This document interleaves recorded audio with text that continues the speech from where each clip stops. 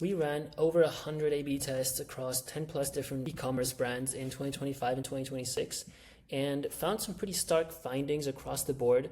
And because A/B tests, if you do it right, can take quite a while, it's really important to focus on the ones that actually have a good chance of getting results versus the stuff that'll just run forever and not conclude. So here are my findings on what we've done, what has worked and what hasn't worked. I'll start with the ones that didn't work. The first thing we tried for a while in 2025 that really didn't yield any kind of results across many different brands is send time testing. And I feel like this is quite surprising because it's one of the most talked about A/B tests and features. And so I really thought, there's going to be a measurable difference, but we tested the same thing for months and months, and it just wasn't yielding any kind of results for several different high volume brands. And also one thing that was an issue with the send time testing is, if we tried using the smart send time feature that Klaviyo has, you're sending over 24 hours. So let's say you have a 4-hour period in your day that is your best period. In theory, then you will send most of your emails outside of that period. So what I would do with send times is don't A/B test it because you will waste a lot of time and energy doing it.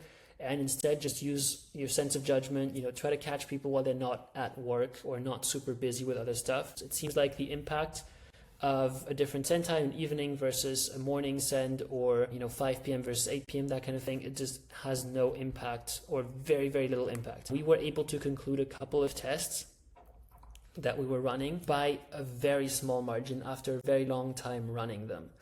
And so I wouldn't test that.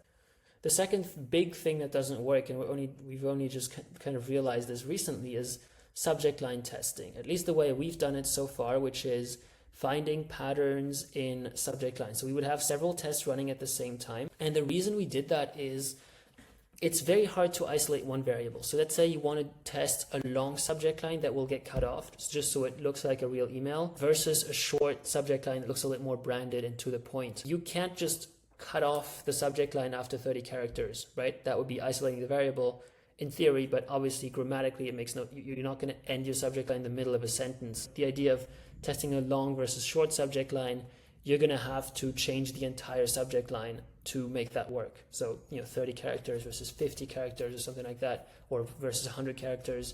That kind of thing means that you can also test multiple things at a time, right? Because then you might start one of them with an action word, which is one of the tests we ran, or have a word in all caps in one of the variations. So you kind of test multiple things at the same time. And so we set up with a tagging system. We didn't set this up in Klaviyo, but we had a tagging system that allowed us to tag different tests based on what criteria they were matching. And so we were trying to do these subject line A/B tests and find patterns in reactions to different things we were doing. The second thing we found out is that questions worked better than statements in that brand. So if we had a subject line, we set it up as a question, we had a slightly higher open rate. And this is a test that took a long time. I think we had about 23 tests in there. So we had to send 23 emails to get statistical significance on this test. So it won by a small margin. So these were the two findings we had, but then we tested these same things in other brands that we're working with, and we did not reproduce them. And actually in one of the brands we're working with, we tested the same kind of range of tests in the subject lines, and we didn't get a single conclusive test. So these two examples I just shared are just to show you how we test, but they don't actually mean that you should follow these findings or that you should even do these tests. My opinion is that subject lines matter less than people think. Or of course they matter a lot, but once you have a good one, you shouldn't spend your time and energy finding another good one and testing those two, because they will perform at a very similar rate most of the time. So that's for the tests that did not work. As for tests that did work, the first range of tests we did that really moved our understanding of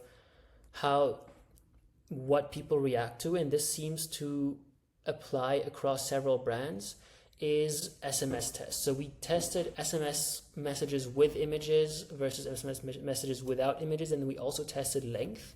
So the length of the message, specifically keeping one version under 160 characters, which is the limit after which you have to double your credits in Klaviyo, so that seemed like a good one to test. Both of them valued shortness. So it seems like we have this theory that shorter SMS messages work better than longer ones. And so it includes removing images. Removing images was actually the highest impact test we've ever run.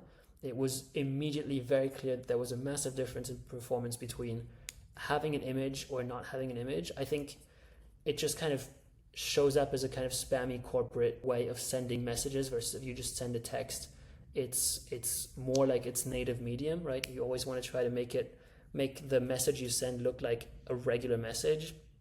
So just having a short SMS seemed to work best. And for length as well, the longer SMS tended to perform a little bit less well than the shorter ones. And we've done this a little bit across a couple of brands, not a lot because the finding was so strong, and it seems to have been a pattern that repeated. So I would say test this if you want to have certainty. You should definitely, these are good tests to run in your brand, and you will get quick results from them. Now on the email side, the tests I would really focus on are body tests. Body tests seem to be much higher impact and higher frequency of results. So for a couple of examples of tests we did that concluded fairly quickly were showing the price on the product in the email versus not showing the price. And here we did a double test, meaning we changed the KPI, so we got pretty quick confirmation that showing the price was detrimental to click rate, so people would click less. But then we still had the theory of what if people click less, but then the clicks we do get are more qualified. So we're just pre-qualifying people on the email, and then so there's a higher conversion rate on the website. And so we did another test with conversion rate as a KPI, and it doesn't seem to have held true. So the conclusion is basically the product page is a better place to qualify the visitor than the email. So we don't want to show prices on the email. We want to maximize the people we can get to the product page on the email, because that gets us a higher conversion rate, because the product page has better details, it's a better experience to convey all the information that people need to convert. And so the goal with email, the winning strategy, is to not show prices and send them directly to the product page. So this is not necessarily something that will work for your business. I'm just saying this is a good type of test that you can run that will most likely get you results. At least in our situation, it has yielded quick results compared to other tests we've done. I would even say, this is a brand that has a high price point. So I'd be very curious if you have run tests similar to this one with repeat tests. I'd be curious to see if you found that, other brands or brands with a lower price point had better results showing the price than not showing it. I think that could be possible, and that's something I'd love to test in the future. But yeah, so this is one test that worked well. The other one is showing a video, for example. Having a video, if your brand has a lot of video material, we wanted to show a video above the fold. So that kind of in the first screen they get an opportunity to learn a lot more about the product we're talking about, and we wanted to show a relevant video every time. When we did that, the click rate also meaningfully dropped, and so did the conversion rate. And that was a pretty quick one. That was a test that was very, very consistent. So every send we did, it was the same pattern. And so we were able to conclude that test pretty quickly. I made this video because at the beginning, when I started doing A/B tests a lot more seriously, I was kind of open to testing anything and everything. And now I'd be much more selective because I've done a couple of years of testing now, or 2 years of testing, where 1 year this year has been much more intense, and we've been trying to test every single email, test something. So we've acquired a lot of data, and some tests or some whole families of tests are kind of well known, right? Like open rates, or open rate optimization with subject line is a thing that's talked about a lot. In my experience with multiple very different e-commerce brands, it has not yielded the results I would have liked. And so again, I would not recommend it. Same with send time testing. Everyone's always talking about send times. Send times, I don't know, it just doesn't seem like they matter that much, or as much as people think. What really does seem to matter a lot is small changes, or even bigger changes, but changes in the body of the email. That seems to be where the click will happen or not happen. So if I had a recommendation, I would say definitely focus all your testing energy on that, and you will also be able to iterate much faster because these tests on average seem to conclude a lot more quickly than the other types of tests that I didn't recommend you test. So let me know in the comments if you've had a different experience. I'm always curious to see what other people are doing, but this is my experience. I hope it helps. Thank you.